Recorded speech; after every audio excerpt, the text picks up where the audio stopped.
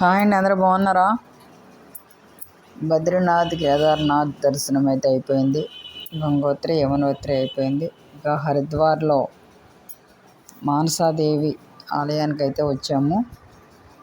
ఈ ఆలయానికి రోప్వే ద్వారా వెళ్ళాలన్నమాట. అంటే మెట్ల ద్వారా కూడా వెళ్ళొచ్చు. ఎక్కువ మంది రోప్వేకి ప్రిఫరెన్స్ ఇస్తారు. నలుగురు కూర్చుంటారు రోప్వేలో. మధ్య మధ్యలో పూజా సామాగ్రి ఇవ్వండి. వాళ్ళు మనల్ని రోప్వేకి పంపించే దారి అన్నమాట ఇది. నలుగురైతే వెళ్ళడానికి అవకాశం ఉంటుంది. ఎవరైనా నలుగురిని ఎలవ్ చేస్తారనమాట. రోప్వేకి వెళ్ళి ఇక్కడ మధ్యలో ప్రసాదాలు దేవస్థానం వాళ్ళు కూడా అమ్ముతారు, మిగతా ప్రైవేట్ వాళ్ళు కూడా అమ్ముతారు.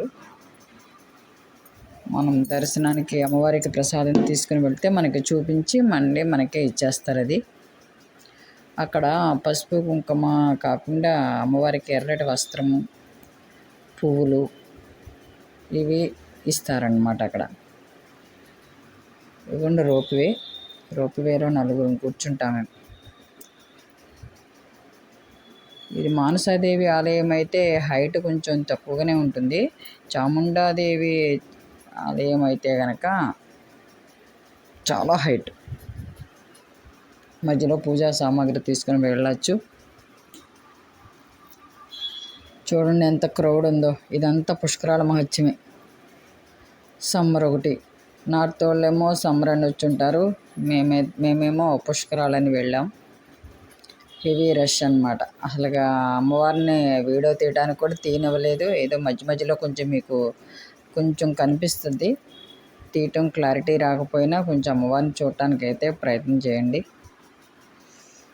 అమ్మవారికి తామర పువ్వులు తీసుకుని వెళ్ళొచ్చు.